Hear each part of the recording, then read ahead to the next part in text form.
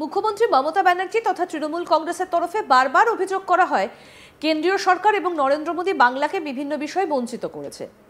উল্লেখ্য, মোদী সরকার ক্ষমতায় এসেছেন 11 বছর, আর গত 11 বছরে পশ্চিমবঙ্গের রাজ্য সরকারকে প্রধানমন্ত্রী নরেন্দ্র মোদী কোন কোন খাতে কত টাকা বরাদ্দ করেছেন এবং কি কি সুবিধে দিয়েছেন তার পূর্ণাঙ্গ খতিয়ান দিলেন কেন্দ্রীয় মন্ত্রী সুকান্ত মজুমদার। আগে কত টাকা পেত রাজ্য সরকার, এখন কত টাকা পায় বিজেপি, তা জানালেন সুকান্ত। বারবার করা তৃণমূলের অভিযোগ নস্যাৎ করে পয়সার হিসেব দিলেন সুকান্ত মজুমদার। দেখুন সেই হিসেব। আমরা সৌভাগ্যশালী, মাননীয় প্রধানমন্ত্রীর যে সরকার যা সেবা সুশাসন এর মন্ত্র নিয়ে সবার সাথ, সবার বিকাশ, সবার বিশ্বাস এবং সবার প্রয়াসের মন্ত্র নিয়ে 11 বছর সম্পন্ন করেছে এবং সেই উপলক্ষে গতকাল আমাদের সর্বভারতীয় সভাপতি শ্রী জেপি নাড্ডা মহাশয় প্রেস কনফারেন্সের মধ্য দিয়ে বা প্রেস বার্তার মধ্যে দিয়ে আপনাদের সামনে, সাংবাদিকদের সামনে আমাদের এই মাননীয় প্রধানমন্ত্রীর নেতৃত্বে 11 বছরে ভারতবর্ষে যে সর্বস্পর্শী যুগান্তকারী পরিবর্তন এসেছে সেই যুগান্তকারী পরিবর্তনের কথা আপনাদের সামনে তুলে ধরেছেন। আজকে আমরা সৌভাগ্যশালী, মাননীয় ভূপেন্দ্র যাদব যিনি ভারতবর্ষের পরিবেশ, বন ও জলবায়ু পরিবর্তন মন্ত্রকের ক্যাবিনেট মিনিস্টার, ভারপ্রাপ্ত মন্ত্রী, তিনি আমাদের মাঝে আছেন। তিনি মূল বক্তব্য রাখবেন আজকে আপনাদের সামনে। কিন্তু যেহেতু ঘোষণা করা হয়েছে যেভাবে যে পশ্চিমবঙ্গ নিয়ে আমাদের বিরোধী দল অর্থাৎ তৃণমূল কংগ্রেস যে মিথ্যাচার করে, সেই মিথ্যাচারের বিষয় পশ্চিমবঙ্গের মানুষকে আপনাদের মাধ্যমে জানানো আমাদের কর্তব্য এবং ভারতীয় জনতা পার্টির পক্ষ থেকে আমি আজকে কয়েকটি তথ্য আপনাদের সামনে তুলে ধরতে চাই। যে বিরাট কাজ নরেন্দ্র মোদীর আমলে হয়েছে পশ্চিমবঙ্গে, তা 5-7 মিনিটে বলে শেষ করা সম্ভব নয়। আমি কয়েকটা জিনিস আপনাদের সামনে তুলে ধরছি। প্রথম কথা বলা হয় তৃণমূল কংগ্রেসের পক্ষ থেকে যে আমাদের টাকা আটকে রাখা হয়েছে, এত টাকা পায়, এত টাকা পায়। এবার দেখি যে বিষয়টি নিয়ে আমি আপনাদের আগেও বলেছি, আবার বলছি। আপনারা জানেন যে ট্যাক্স কালেকশন হয় তার একটা অংশ ট্যাক্স ডেভলিউশন হিসেবে রাজ্য সরকারের কাছে ফিরে আসে, সব রাজ্য সরকারের কাছেই যায়। ইউপিএ আমলে এই রাজ্য থেকে যে ট্যাক্স যেত, ইউপিএ আমলে মানে কিন্তু প্রথম 5 বছর ইউপিএ 1, দ্বিতীয় 5 বছর ইউপিএ 2। ইউপিএ 1 এর সদস্য কিন্তু তৃণমূল কংগ্রেসও ছিল। তারপরে ইউপিএ 2 সদস্য তারা থাকেনি, কিন্তু তাদের বন্ধু সরকার ছিল। সেই সময় 1.34 লক্ষ কোটি টাকা তারা ট্যাক্স ডিভলিউশন হিসেবে পেয়েছিল 10 বছরে। 1.34 লক্ষ কোটি টাকা। এবার নরেন্দ্র মোদী বঞ্চনা করেছেন তৃণমূল কংগ্রেসের অনুসারে। তাহলে দেখা যাক নরেন্দ্র মোদী কত দিয়েছে তার 10 বছরে বা 11 বছরে। নরেন্দ্র মোদীর সরকার 5.24 লক্ষ, 1.34 নিজেদের আমলে পেয়েছিল তারা, আর নরেন্দ্র মোদীর সরকার দিয়েছে 5.24 লক্ষ।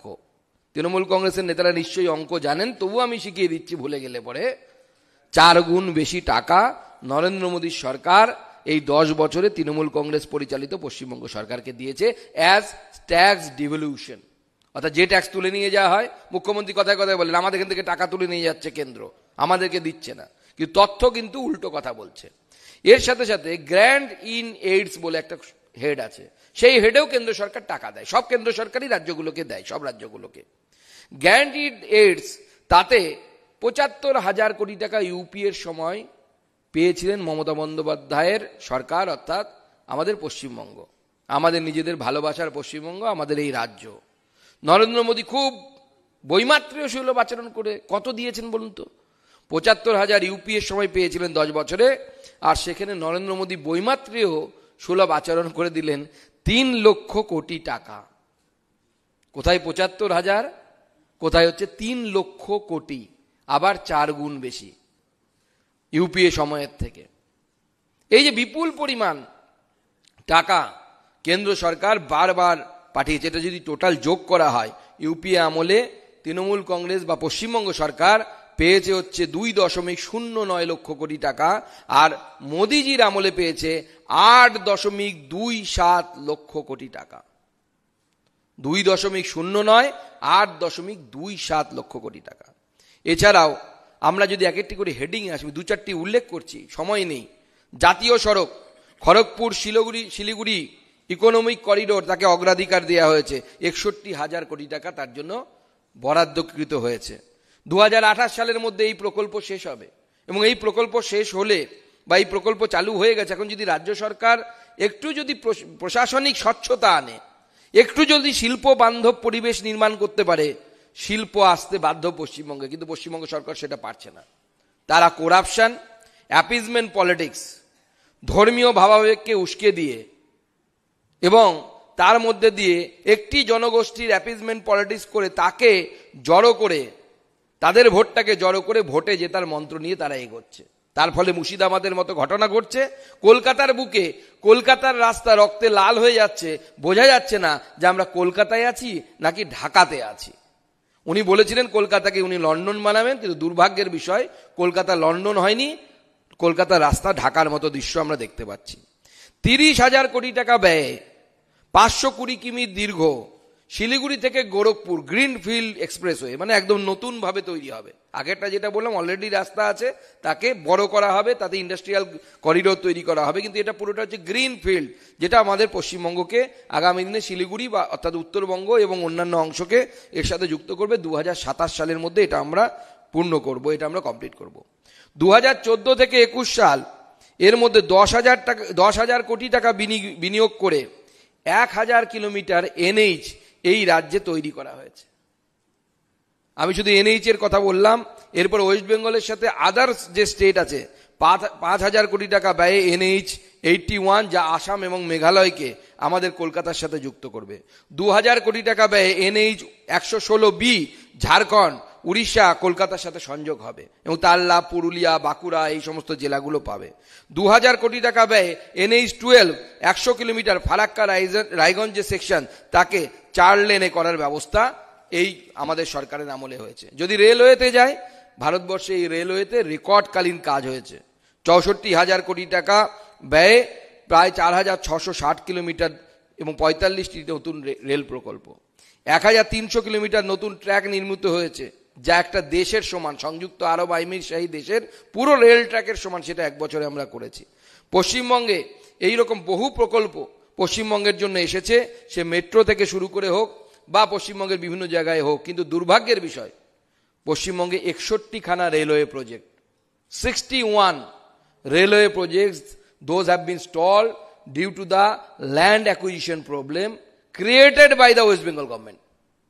দুর্ভাগ্যের বিষয়, ওয়েস্ট বেঙ্গল গভর্নমেন্টের দ্বারা তৈরি করা সমস্যার জন্যই এই ধরনের সমস্যা হচ্ছে, আমাদের এখানে কাজগুলো হচ্ছে না।